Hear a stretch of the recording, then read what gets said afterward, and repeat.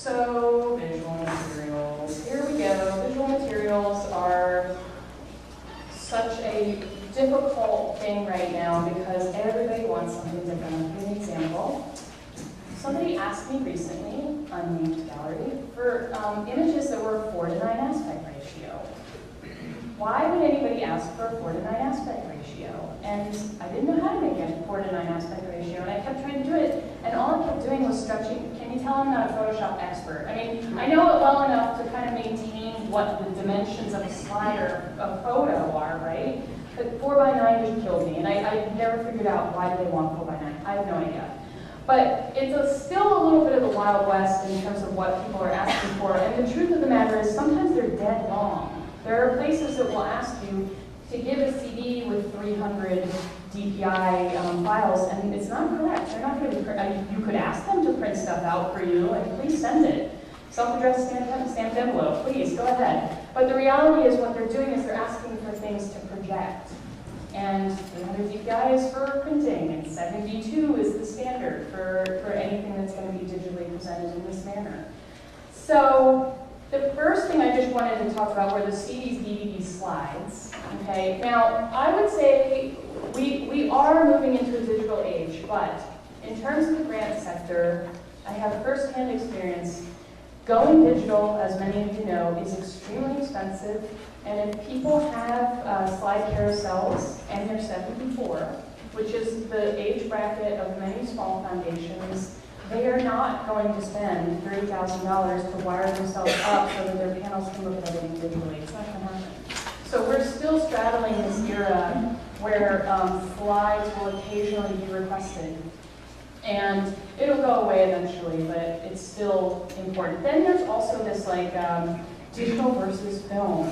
Which one's better? So a lot of people argue that the gelatin slide is actually preferable to the kind of color you can achieve in digital. So of course that's going to happen, right? Anytime you go analog, technical, or whatever, there's always that debate. But it's an interesting debate because maybe in fact it's true in some cases. But the point being that slides are out of fashion, but they're not totally dead in the water. They're like leggings a few years ago. But they're going to be here for a little while. And I like these two places, I Print From Home and Gamatech. Gamatech is a little more artist-focused. I Print From Home doesn't specialize in artists, but they do a perfectly fine job.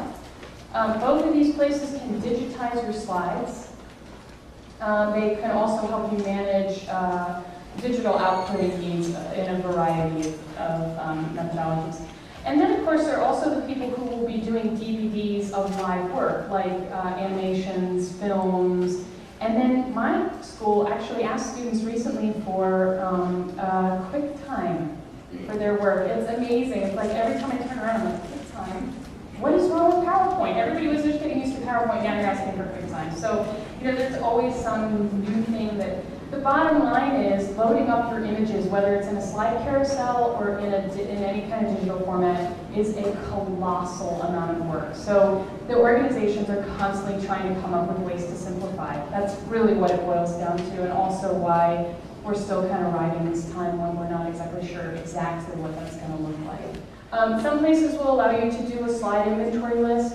Less the people who let you do slide inventory lists or image inventory list, because sometimes they will allow you to do a thumbnail with a description, and that also helps people cut more specifically to what they want to look at, and it gives you an opportunity to describe maybe in a sentence what it is that they're actually looking at without making them read a 3-paragraph or 2-paragraph artist statement.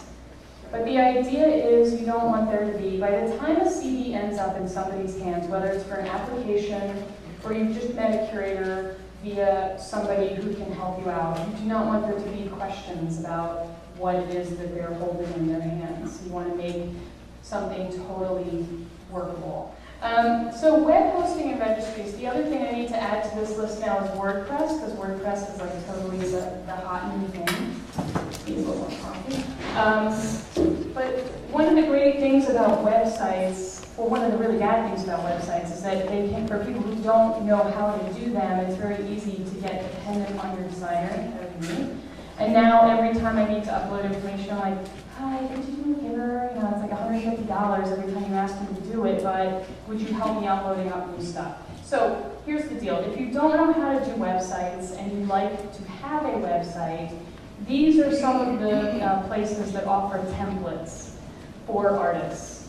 And they're inexpensive, artists and professionals. They're not expensive.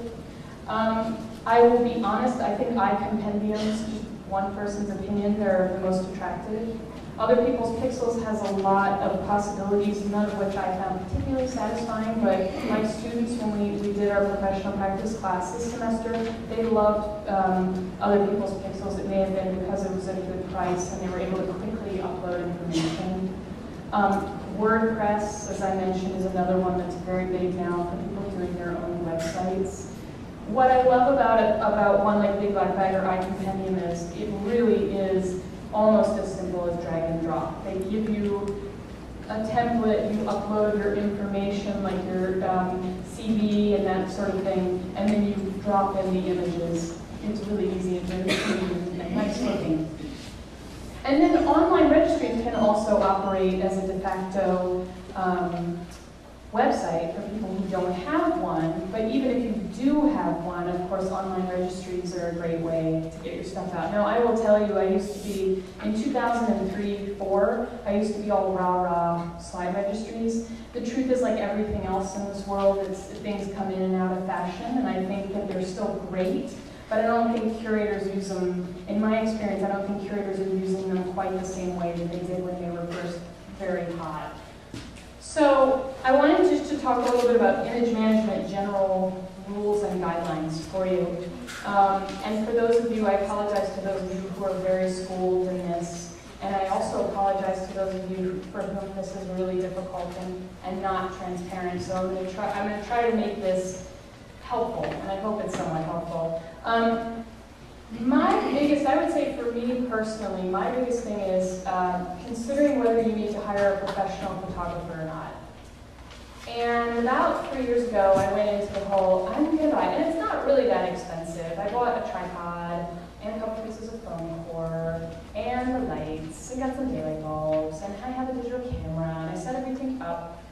And I realized that because of the layout of my new apartment in Chicago, the louvered blinds that are behind me actually rake light improperly on the wall I'm trying to shoot on. And then I thought, well, I really need to go and get some black paper and put it on there. And then, you know, really I go through this periodically because I want to save money. And now we need to save money more than ever. But I will say that for myself, I'm not a professional photographer. I'm really not sure it's worth it.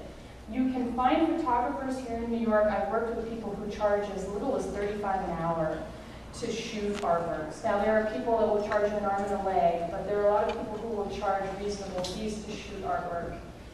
And as you probably also know, it's much easier to repair a good image that you're starting with than it is to do what I end up having to do until I call my photographer.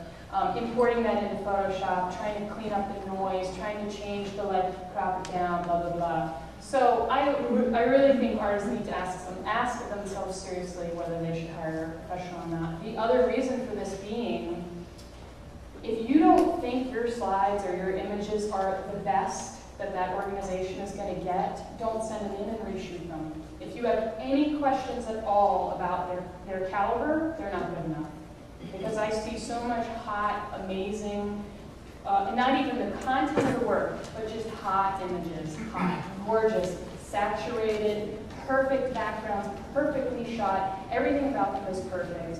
Why would you want to disadvantage yourself in any way? If you're going to go to the expense and effort of sending in a packet, you may as well do it right from the beginning. So if you question your quality, start over.